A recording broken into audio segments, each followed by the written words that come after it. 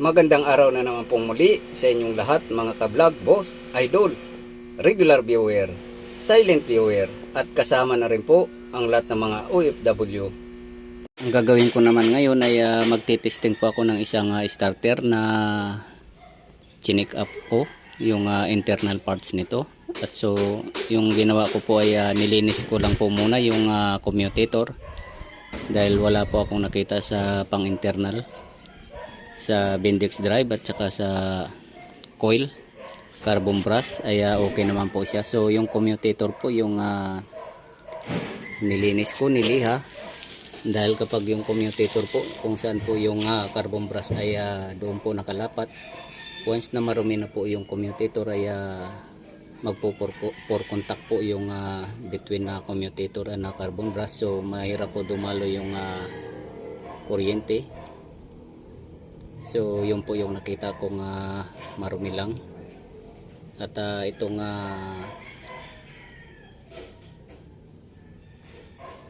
relay ay checking ko po kung okay po siya sa actual.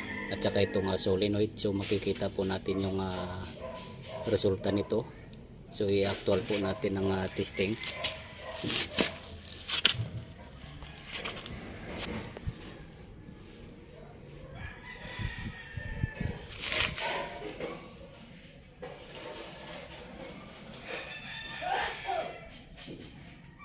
So yung actual po sa sasakyan ay medyo mga 3 o 4 na pihit po bago po umistart yung dump truck. So dito po ay i-actual po natin.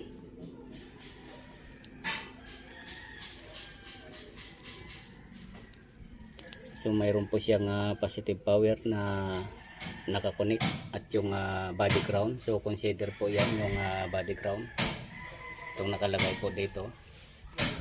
So ito po yung consider po natin na galing po ng ignition switch kung saan po ay pinipihit natin yung susian.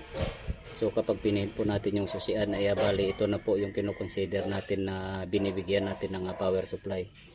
So since wala po yung ignition switch dahil nandito po tayo sa labas po ng sasakyan at nakababa yung starter, so ito po yung gagawin natin, testing po natin.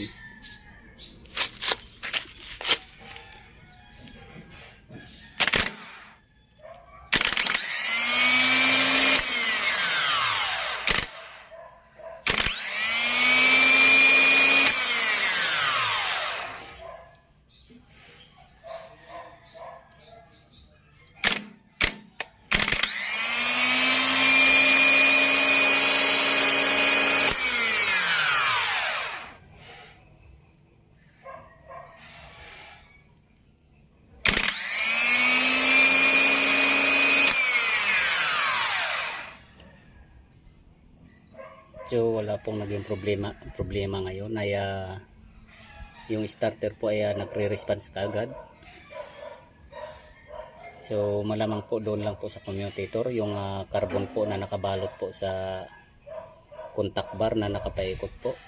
So malamang po yun ang naging pour contact between carbon brass, kaya nahirapan po siyang umistart. Ngayon po ay tuloy-tuloy naman po yung reaction po ng starter kapag binibigyan po natin ng supply. So pwede ko pa pong isalpak to ulit dahil hindi po siya nagpapakita ng malfunction. Hindi po siya nagmamalfunction.